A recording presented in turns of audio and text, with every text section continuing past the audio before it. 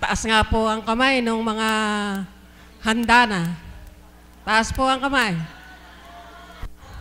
Purihin ang Ama, handa na po talaga.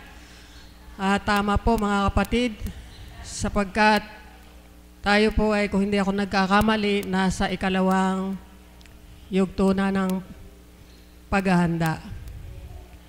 At sa ating pong paghahanda, ito po ay hindi paghahanda lamang para sa darating na Pasko, para tayo ay aalalahanin natin ang mga ating inaanak o paghahanda para sa mga darating na bisita. Ito pong ating gagawing paghahanda ay ang ating pong sarili, ang ating ihahanda para sa Panginoon.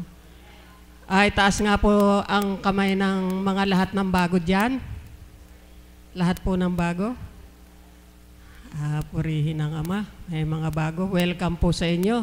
At nawa po ay masiyahan po kayo sa ating paghahanda sa umagang ito. At para po sa umagang ito, ang ating pong tema ay kaukulan sa paghahanda. Handa na po tayong lahat? Okay, sige po. Kung tayo po ay handa na, ang una ko pong tatawagin, bagamat wala po tayong listahan, alam ko po na ang ating kapatid na ito ay handang-handa na. At bilang pasimula, tatawagin ko po ang ating kapatid na tagasunod na sa palagay ko ay siya handang-handa na. Kapatid.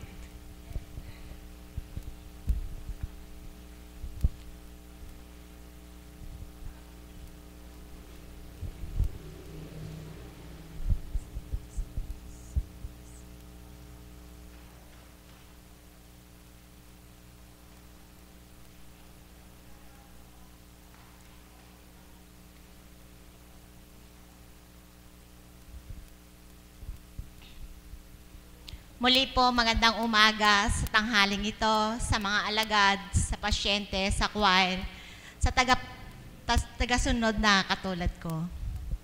Ako po ay handa na po ngayong magpuri at magpasalamat sa Panginoon sa oras na ito at muli niya po akong inakay sa dakong ito upang muling madama ka muli ang presensya niya sa pamamagitan ng ating mahal na Apo Kunching na kinalugdan ng Banal na Espiritu, sa pamamagitan po ng mga banal na salita na iniluluwal po niya sa atin sa araw-araw tuwing magpupunta po tayo sa dakong ito. Ang tema nga po natin ay paghahanda. Noon po, nung hindi pa po ako nadadako sa dakong banal na ito, ang paghahanda po sa akin ay hindi ko po masasabi na ang paghahanda na iyon ay puro material na bagay or kung ano man po ang darating sa ating buhay na ating inaantay, yun po ang ating pinaghahandaan.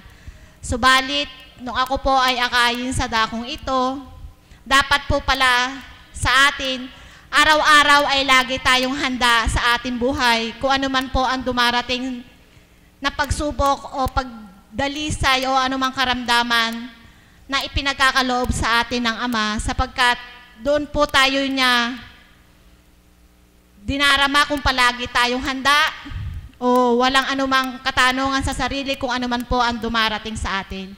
Sapagkat noon nga po, nung hindi pa po ako nadadakong dito, kapag meron pong darating na kunyari po, kaarawan, iyon po ay aking pinaghahandaan matagal pa lamang. Doon ko po ginugugol ang aking isipan kung paano ko po mapaghahandaan iyon. Subalit ngayon po, kadakila ng Ama, kagbuti niya, sapagkat binago niya po yung aking pandamang iyon. Kung hindi po, ang ibinigay niya po sa aking pandama ay napakainam. Hindi po pala ang paghahanda na kung ano po ang ating hinahangad na makamtan, yun lang po ang ating paghahandaan sa ating buhay. Sapagkat, yun po palang paghahanda, hindi basta-basta o karakarakay dumadating sa buhay natin sapagkat meron pong dumarating na hindi tayo handa na lalo't lalo na po yung mga pagsubok sa buhay na hindi po natin yung inaasam na dumarating sa ating buhay. Subalit kapag po pala tayo ay handa palagi na ang Panginoon ang ating nadarama, kahit po anong pagsubok o pagdalisay na dumating sa atin, ay wala lang po iyon, parang hangin lang po dumadaan. Sapagkat ganyan po ang nangyayari sa aking buhay. Paminsan po hindi ko alam na may darating po palang ganong pagsubok, subalit nananalig at nagtitiwala po ako sa Ama na hindi niya po ako pababayaan sapagkat hindi niya po ibibigay iyon kung hindi ko po makakaya. Kaya Ama, maraming salamat po sa ibinibigay mo sa aking pagdadalisay na hindi ko man po kaya, subalit nakakayanan ko sa pamamagitan ng iyong espiritu at patnubay mo sa akin. Kaya maraming salamat po Ama sa bawat oras, sa bawat segundo ng aking buhay na ikaw po ang nakababatid, na ikaw po ang nakasisilay kung ano ang aking pinagdaraanan. Hindi man po ako handa, subalit pagka po ibinigay mo sa akin ay aking nakakayanan sapagkat andyan ka po sa aking tabi. Nasisilayan mo kung saan ako mahina, kung saan ako may takot o may lumbay. Kaya hindi mo po ako pinababayaan. Kaya mga kapatid, kung ano man po ang mga pagsubok na hindi natin namamalayan na dumarating na sa ating buhay, lalo-lalo na po ang ating mga karamdaman na parang kindat po kung dumating sa atin, wag po tayong malumbay, wag po tayong matakot sapagkat andyan po ang Diyos na buhay na patuloy pong nagbibigay sa atin ng kalakasan at katatagan. Iyon lang po at maraming salamat. Maraming salamat, mahal na kapatid. Tunay nga po na buhat ng siya ay matungo sa lugar na ito ay talagang siya ay handa na sa bawat kaganapan. Nandiyan ang Diyos, hinanda niya ang sarili niya dahil alam niyang may Ama na laging nakaagapay sa Kanya. At ang susunod ko pong tatawagin ay ating kapatid na may kaarawan. Dico, happy birthday!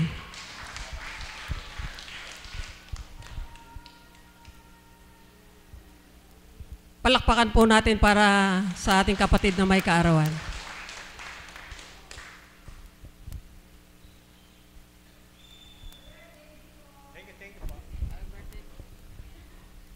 Woo!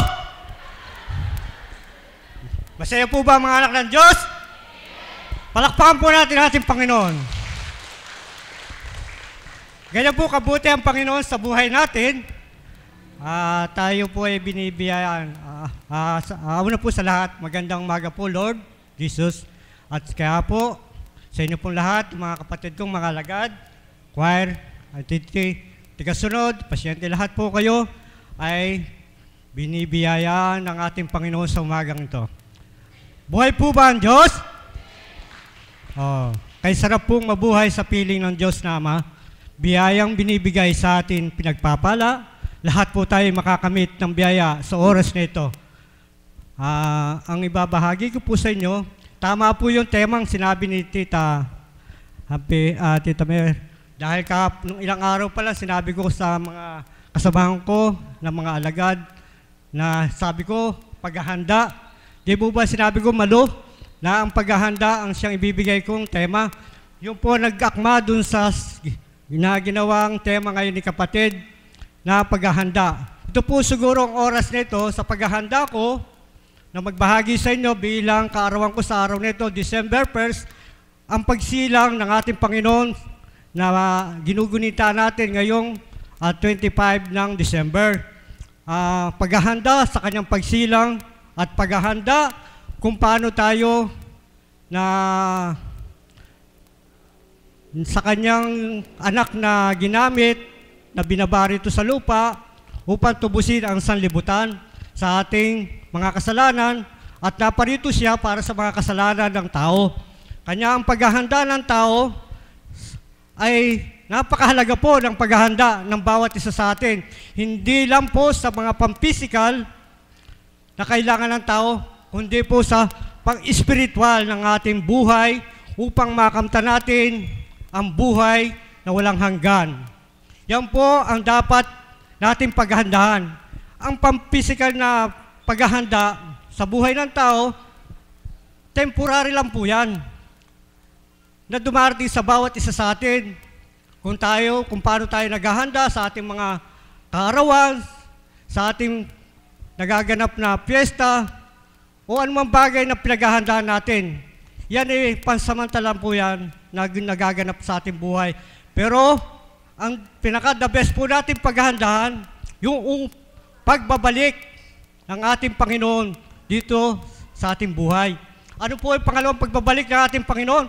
Sa unang pagpunta rito ng Diyos sa lupa, pinakita po ng ating Panginoon ang kanyang misyon sa tao, kung paano niya tinubos ang sangkatauhan, naghihirap, nagpakasakit, upang tayo'y matubos at makilala natin kung paano ang Panginoon ay nagpakahirap, kinutya ng tao. Ganyan kabuti ang Panginoon. Hindi po siya dumaing sa tao, kundi sa Ama siya dumudulog. Kanya po, ang masasabi ko po sa inyo, ang pagbithin po natin kung paano natin makakamtan yung pangalawang pagdating ng ating Panginoon sa buhay natin. Ano po yung pangalawang pagdating sa buhay natin? Ang paghuhukom. Yan po ang pangalawang pagdating sa buhay natin, ang paghuhukom. Sapagkat tayo'y tayo'y makasalanan dahil sa gawa, dahil tayo'y tao lamang, pero diyan po'y binibigay ng Panginoon ang ating, kung paano natin siya nakita, kung paano natin nalaman kung ano ang kanyang kasaysayan. Yan po ang binahagi sa akin ng Panginoon upang tayo mamulat sa mga nangyayari sa ating kapaligiran, sa mga nakikita ng isang tao kung paano siya inangat, tinaas ng Panginoon. Dahil sa mga tao niyan, nakilala nila ang Panginoon. Labis akong natutuwa at nagagalak sa oras na ito sapagkat ito ang araw ng aking kaarawan na pagsilang na December 1st na naturingan. Ang paghahanda, bagamat may lungkot, may saya at may kagalakan. Ang unang binahagi ko, ang lungkot, nadadama lang ng tao dahil sa kanyang mga nararanasan sa buhay. Kamukha ng kung ikaw ay nagkakasakit, kung ang mga pamilya mo ay nagkakaroon ng problema, lalo-lalo na kung wala kang pinansyal, na bagay na hindi natin nakakamtan ora mismo, yan isang lungkot na darama ng tao. Pero kung ibibigay ng Diyos ang mga bagay na yan, magkakaroon po tayo ng kasiyahan. Di po ba? Buhay po ba ang Diyos? Yung mga kasiyahan na nakakamtan natin sa araw-araw, pang tao, ang nararamdaman po natin. Binibigyan tayo ng biyaya upang tayo mabuhay ng maayos. Hindi po masamang magpakayaman. Pero, tignan po natin ang kayamanan na yan kung paano natin magagamit ng maayos sa buhay natin, sangkap ng tao ang mga bagay na hinihingi ng tao. Kanya kung ating pong paglilimian, ang mga bagay na dumarating sa ating buhay, huwag po tayo magpatangay sa mga bagay na yan. Huwag po tayo maging malabis sa mga nakakamtan po natin na yan, sapagkat yan ang magdadala sa atin sa lugmukan kung paano tayo mahihirapan, kung paano tayo mahihiwalay sa kapwa natin dahil sa mga sangkap na yan. Ang mga bagay na yan ay dala lang po ng tao. Pero kung pagbimbithan po natin, paghahandaan po natin ang mga bagay na hinihingi na gustong mangyari ng Panginoon, na tayo makasunod sa Kanya, manumbalik ang ating pakikipag-ugnayan sa Diyos, kung paano natin siya makikilala ng tuwiran. Nandiyan po ang mga bagay na pananalig, pananampalatayang lubusan, hindi po pananampalatayang patay. Ano po ba yung pananampalatayang patay? Kayo po ay naniniwala sa Diyos, pero ano po, hindi po kayo, kulang po tayo sa gawa. Ano po yung mga gawa na yon? Halimbawa po, nakamtan natin yung mga biyaya na hinihingi natin, sinasarili lang po natin. yung mga biyaya na yon, hindi po kalugod-lugod sa Panginoon. Ang mga biyayang hinihingi natin ay sinasarili natin. Ang sabi ng Diyos, ipamimigay ko sa inyo ng libre, pero ipamigay din nyo ng libre sa kapwa nyo upang siya'y lumigaya. Makamtan ng Diyos ang ating hinihingi sa bawat oras na ating paghingi. Buhay po ba ang Diyos?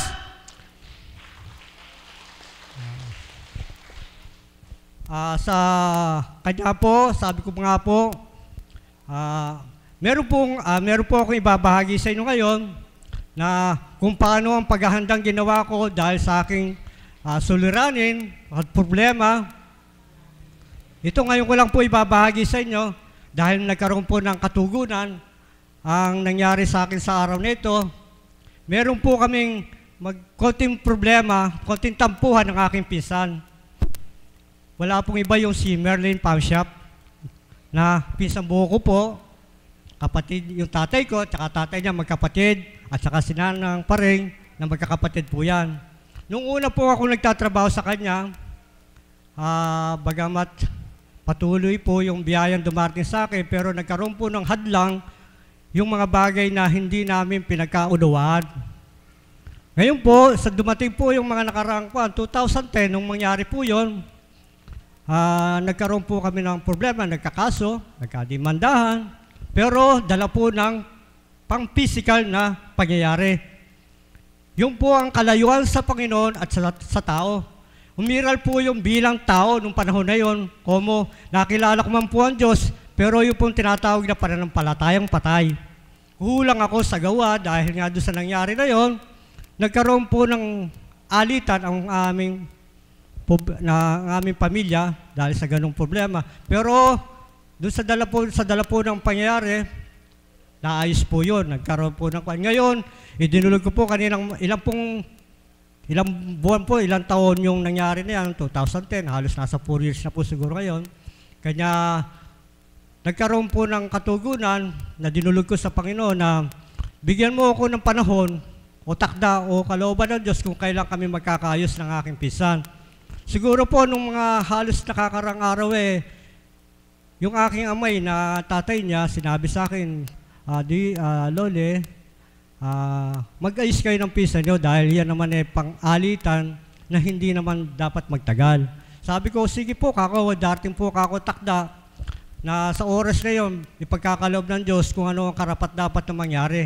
Kanya po kaninang umaga, hanggang kagabi, hanggang kaninang umaga, inisip ko pong mabuti. Ito na po siguro kako ang takda dahil kaarawan ko po ngayon na ibigay na yung takda na kami magkakaayos.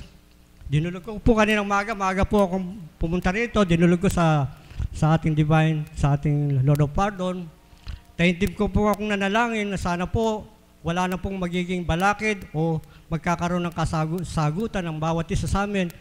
Yung po ay nangyari, nung pumunta po kami doon, kasama ko ang aking misis doon sa pagpunta namin doon, maluwag po akong tinanggap at maluwag po kami nagkamaya ng aking hipag, asawa po ni Merlin, na bagamat wala po yung pinsan ko, ang kanyang iniwang salita sa akin, Dico, matagal ka nang inihintay ni Merlin.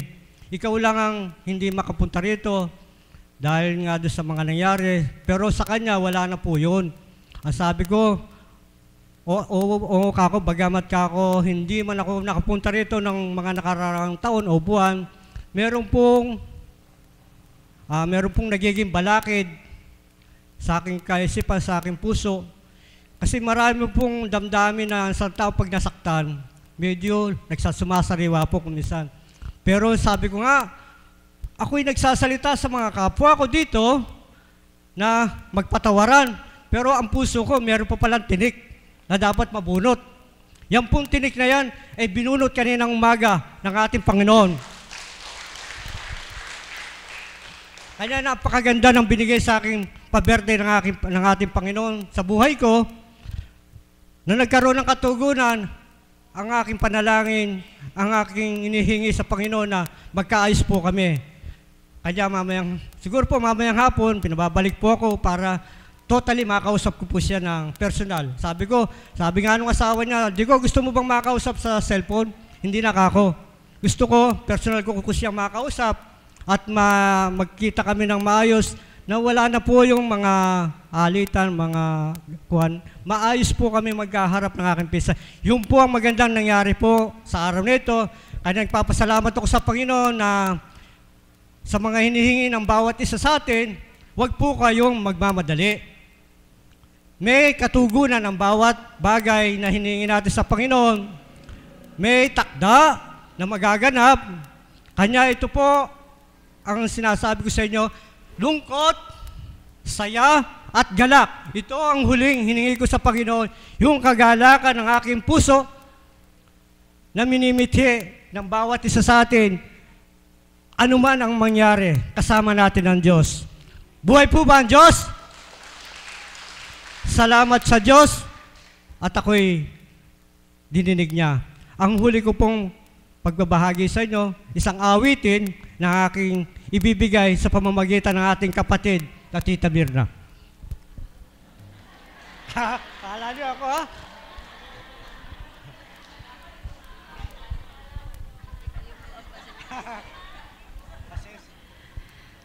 Papuri po sa Ama. Wala po akong masambit kundi inaangkin ko pong kalooban mo ito at salamat po sa iyo. At sa kapahintulutan niyo po, bagamat hindi po ako ang tinalagan yung facilitator, sa kapahintulutan po ng aking kapatid na Pearl, narito po ang awitin na iaalay ko sa iyo at sa akin pong kapatid, sa aming kapatid na nagdiriwang ng kanyang kaarawan. Hindi na po ako magbabahagi, kundi ang awitin pong ito para sa ating Panginoon, para sa ating lahat at para po sa kapatid nating nagdiriwang ng kanyang kaarawan.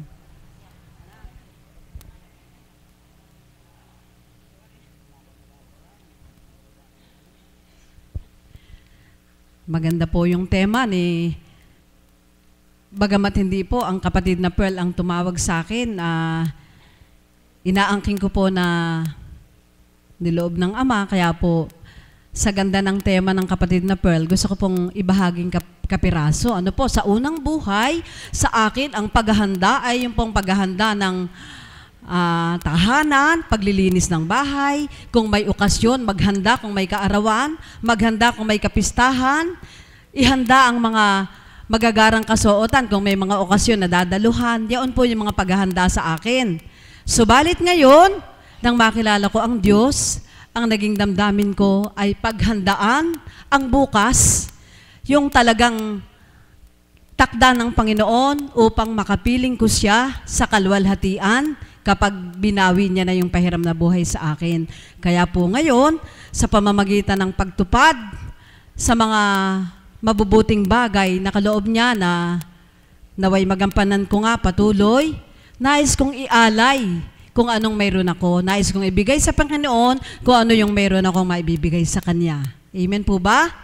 At doon po sa salitang yon, doon na po nakapaloob yung parang kayo rin, naghahanda po tayo sa pagtupad natin kaukulan sa kabanalan. Naghahanda po tayo, hindi sa ganang ating pagkatao dito sa lupa. Kundi naghahanda po tayo, naghahanda ako para sa kaluwalhatian, para makapiling ko ang Ama sa kaluwalhatian. Mapagpalang umaga po sa ating lahat. Palakpakan nga po natin ang ating Panginoong Diyos na buhay. Everything I own. Kaya po, kung anong mayroon ako, Ama, sa kalooban mo ay nais ko pong maibalik sa iyo ang mga bagay na ikalulugod mo. Amen, Lord.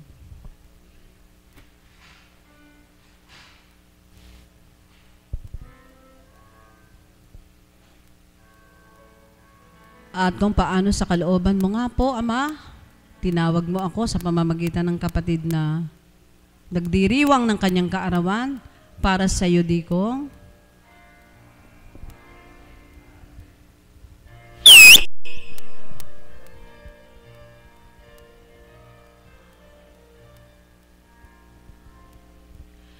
You sheltered me from harm, kept me warm, kept me warm. You gave my life to me, set me free, set me free.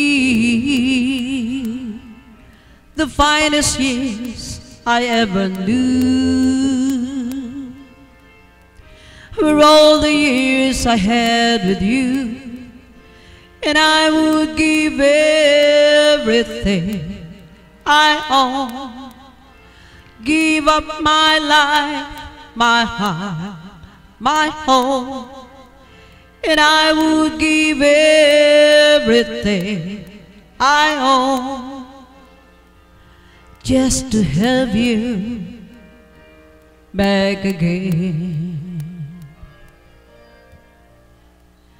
You taught me how to love, what it's all, what it's all. You never said too much, but still you showed the way, and I knew from watching you, nobody else could ever know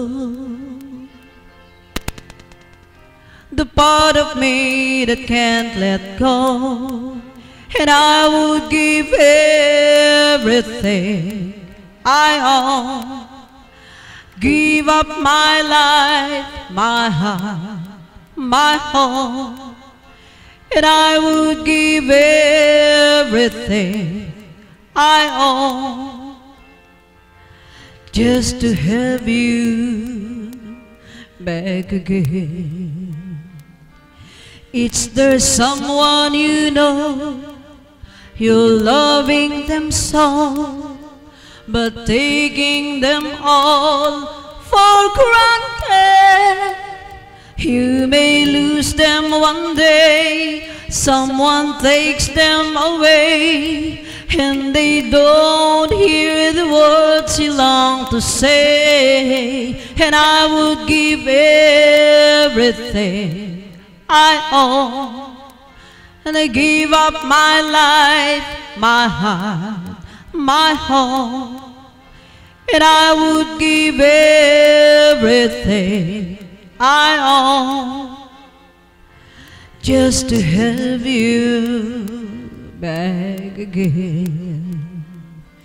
Is there someone you know, you're loving them so, but taking them all for granted?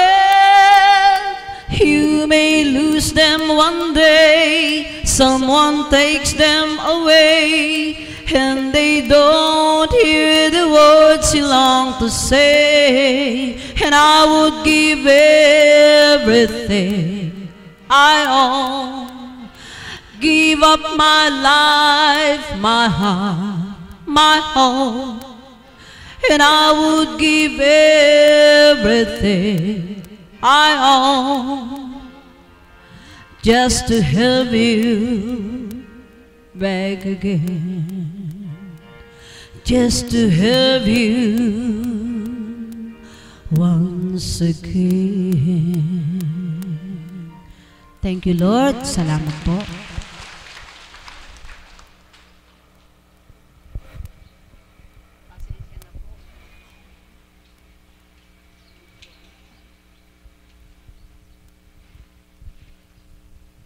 Maraming salamat po sa napakagandang awitin. Kapatid na may kaarawan, baka po meron pa kayong isususog. Kapatid. Asana po ang ating kapatid na may kaarawan. Ilay po kayo rito, baka meron pa po kayong isususog. Okay na po. Okay. Maraming salamat po sa inyo at tunay nga po na ang paghahanda ay talagang damang-daman nyo na. At nawa po ay kayong mga nasa inyong upuan, nawa po ay nadaman nyo ang kanyang pagbabahagi. At habang po kayo nakikinig, may mga karamdaman, mataman po kayong makinig at huwag po kayong antukin sapagkat may mapupulot po kayo. Hindi nyo po alam, habang naghahanda kayo pang lumabas ang ating mahal na Apo Kunching, ay kayo pala'y gumagaling na. Handaan nyo na rin po inyong mga sarili. Kahit po hindi ang ating mahal na Apo Kunching, meron din po kayong mapupulot sa mga nagbabahagi dito. Buhay po ba ang Diyos? Mukha po yatang inaantok na sila. At tayo pong muli ay tatawag ng isa nating kapatid na tagasunod. Kung sana po ay malapitan, huwag po naman sanang tumanggi sapagkat ito po ay kasama po yun sa paghahanda natin sa ating Panginoon. Ngayon naman po ay magbabahagi ating kapatid na si Titang Maganda.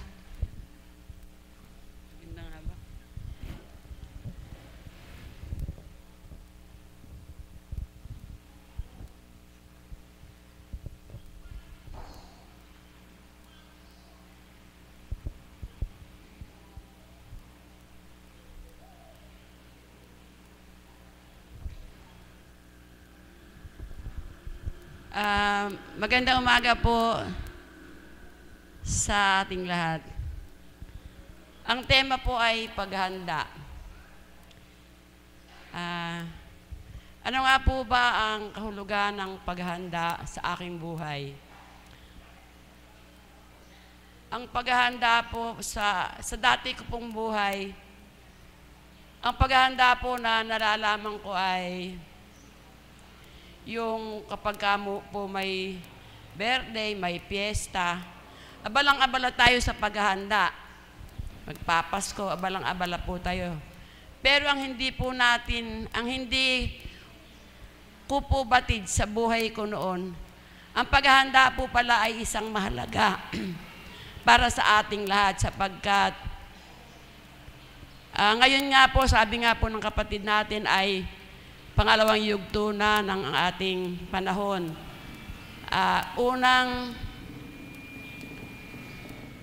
Unang linggo po ng Adbyento. At ang paghahanda po ay tugon sa ating pagdating ng ang pagsilang ng ating Panginoong Hesus na dapat po nating pagnilayan na sa pagdating po niya ay nakahanda tayo na tayo ay haharap sa Kanya na handa na ang ating sarili na ano nga po ba yung katulad po sa buhay ko, nakahanda na nga po ba ako na humarap ng buong buo sa ating Panginoon, na wala na akong itinatago, wala na akong inililihim sa buhay ko, na mga basura sa dibdib ko. Sapagkat sa araw-araw po ay nagmimithi po ako na makapaghanda ng sarili ay makaharap ng sa ating Panginoon.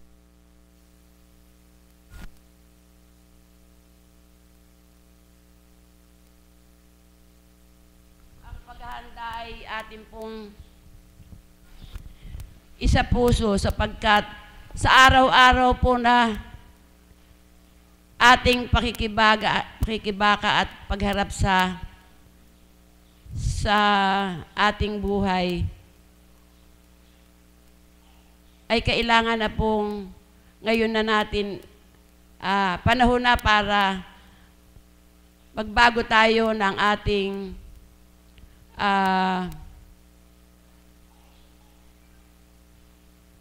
pakikitungo at pagharap sa ating kapwa. Sapagkat kung tayo po ay hindi marunong humarap ng maayos sa ating kapwa, ay ano na nga po ba ang ating maihaharap na maganda sa ating Panginoon. Kaya po sa araw-araw na pakikinig ko ng mga banal na salita sa ating banal na espiritu sa katauhan ng ating mahal na Apo, ay nagmimiti ako na maging matapat at maayos ang aking sarili upang yun mang lamang po ay maiharap ko ng tuwiran sa ating Ama na maging kalugod-lugod ako sa Kanya na matawag niya akong anak.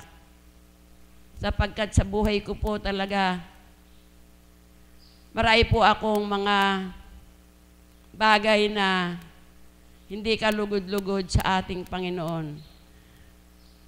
At mula po nang makarating ako dito, ay unti-unti ko na pong winaglit sa puso ko at sa damdamin ko ang mga bagay na iyan sapagkat paano kung mapapatunayan na ako na nga ay nagbago kung makikita pa din po sa akin ng kapwa ko na ako'y dati pa rin.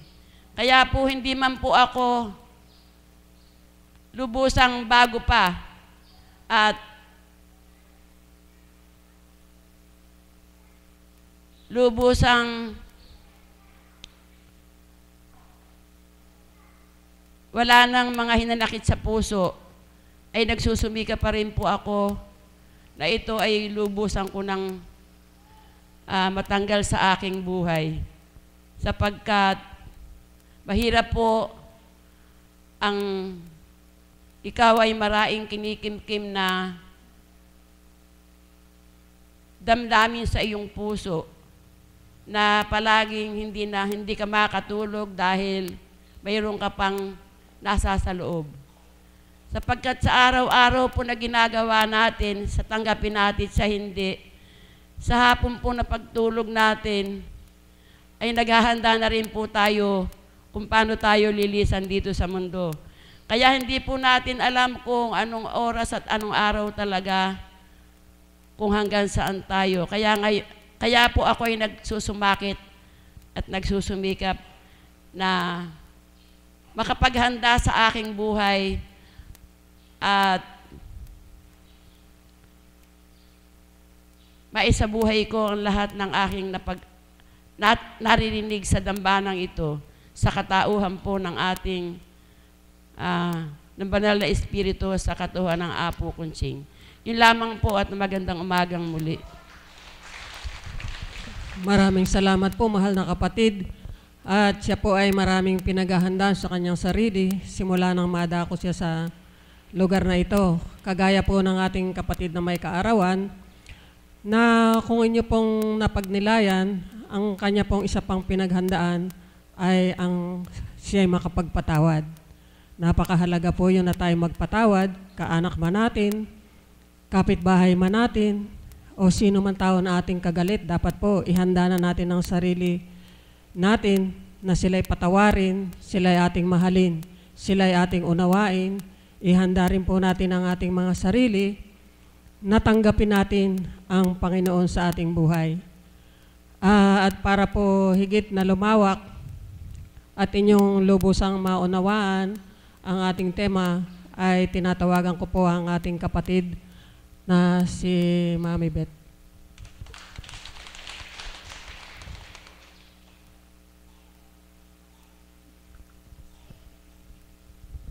Salamat pong muli aming Ama, bilang unang araw ng linggo, sa unang linggo ng Adbyento o paghahanda sa iyong pagdating. Galak po ang mga puso namin na sa araw na ito, nandirito kaming mga anak mo na muling tinawagan mo upang makapiling mo at maipadama mo ng tuwiran ang iyong wagas sa pagmamahal sa bawat isa sa amin. Amen. Muli nga po ay palakpakan natin ang buhay na Diyos. Sa kapahintulatan po ng Mother of the House, sabi po niya may mga bagay na dapat ihayag, although hindi po ito related sa tema ng ating kapatid. Paalala lang po, sa mga tumatayo dito sa gitna upang magbahagi. Ang ibabahagi po natin ay ang ating sarili, mga kaganapang naganap sa ating buhay kung kailan nagpadama sa atin na ang Diyos ay buhay kung paano siya kumilos sa ating buhay. Konting paalala lang po, kung meron man po kayong experience na naganap sa isang ospital, huwag po nating babanggitin ang pangalan ng doktor, ang pangalan ng ospital. Amen? At kung ang pagbabahagi naman ninyo ay may kinalaman sa isang tao, sabihin nyo na lang na kapatid ko, pinsang ko, o sino man siya, kaibigan ko, but never mention the name. Amen po. Nawa po ay maunawaan ninyo ang reason behind. Sapagkat yung pong mga tao na yon, mga ospital na yon, mga doktor na yon, wala po silang alam sa nagaganap dito. Tapos po kung mababalitaan nila na yung pangalan ng mga doktor, pangalan ng ospital, pangalan ng specific na tao ay binanggit natin dito, maaari po tayong mabweltahan at magkakaroon pa po tayo ng problema. Kaya pakiusap lang po sa inyong pagbabahagi, yun na lang pong sarili ninyo ang banggitin ninyo. At yung mga pangalan ng mga specific na tao, specific na ospital, huwag po nating babanggitin, lalo na po ito ay magdudulot ng kasiraan sa kanila. Naintindihan niyo po ba? So nawa po yung po'y matanim sa isip natin. May batas po tayo dyan at ayaw na po natin. Siyempre po tayo gumaganap bilang sa gawain ng Panginoon. Pero yung po mga tao na hindi bukas sa ating gawain, paiirali nila ang batas ng tao. Nawa po'y maunawaan ninyo. No po, ito po'y isang paalala lamang sa bawat isa sa atin na tumitindig dito sa harapan. Sa inyong kapahintulutan, naway hindi po nagkaroon ng kulay sa inyong kaisipan, kundi isang pagpapaalala lamang upang higit na maging maayos ang takbo ng ating gawain dito sa banal na lugar. Maraming salamat po. Paghahanda. Pag mayroon kayong isang kaibigan, matalik na kaibigan na mula sa malayong lugar, at nagsabi sa inyo na ikaw ay bibisitahin sa inyong tahanan, natural lamang po sa isang Pilipino ang magkaroon ng paghahanda. Amen. Sapagkat tayong mga Pilipino, meron po tayong kakaibang ugali na wala yung ibang lahi. Ano po yun? Hospitality. Palakpakan po natin ang ating Panginoon. Tayo pong mga Pilipino ay kilalang kilala sa pagiging hospitable. Ano po yung hospitable na tinatawag? Yung mainit na pagtanggap sa mga bisita, kaibigan man to o kamag-anak. Naalala ko po nung araw yung lola ko. Pag meron po silang kamag-anak na darating mula sa ibang lugar, yung pong mga kumot na nakatago sa baol, na maputing-maputi na may almirol, ilalabas po iyon para ipagamit sa kanilang bisita. At kung meron po silang mga alagang manok na native pa po kasi uso nun hindi po ba? Pipiliin po yung pinakamataba. Sinasalat po dun sa puwit. Natatandaan ko po, sinasalat po sa puwit. At yung makapalang puwit, yun po yung papatayin para ipakain dun sa kanilang bisita. Ganyan po tayo kilala bilang mga Pilipino. Ang ating ganap na paghahanda sa sino man ang darating sa ating tahanan. Noon po, ganun din po yung mentalidad ko nung hindi pa ako nakakarating dito sa banal na lugar na ito. Yung po pala ay mga paghahandang pantao, pang sanlibutan.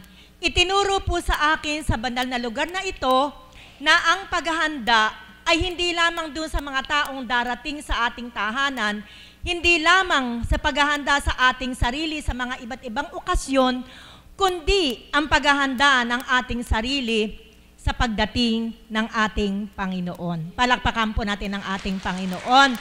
Kung tatanungin niyo po ako, kapatid, paghahanda sa pagdating ng Panginoon, kailan ba yon?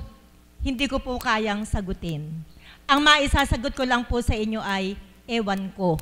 Sapagkat ako din mismo, hindi ko alam kung kailan yung sinasabing second coming of our Lord Jesus Christ. Subalit, nang makarating ako dito, nagkaroon po ng kaliwanagan sa isip ko kung ano yung pagdating ng ating Panginoon. At ito po ay nabanggit na ng ilan sa ating mga kapatid na nagpahayag. Habang nagpapahayag po si kapatid na Lucy, naibulong ko po kay Mother. Sabi ko, Mother, yung mga tagasunod natin may lalim na. Sapagkat alam na nila kung ano ang dapat nilang paghandaan sa buhay nila. Hindi ang kanilang sarili, hindi ang pagdating ng kung sino man darating sa ating tahanan, kundi ang pagdating ng ating Panginoon. Palakpakan po natin ang ating Diyos na buhay. Nobody knows kung kailan siya darating. Sabi nga po, walang nakakaalam kung kailan darating ang kamatayan ng sino man sa atin. Tanging Diyos lamang ang nakakaalam. Ang alam ng Diyos, alam ng Diyos, yung araw na ikaw ay isisilang. Alam din ng tao yan, di po ba? Sa kanilang karunungan, tatanungin lang, kailan ka ba huling niregla?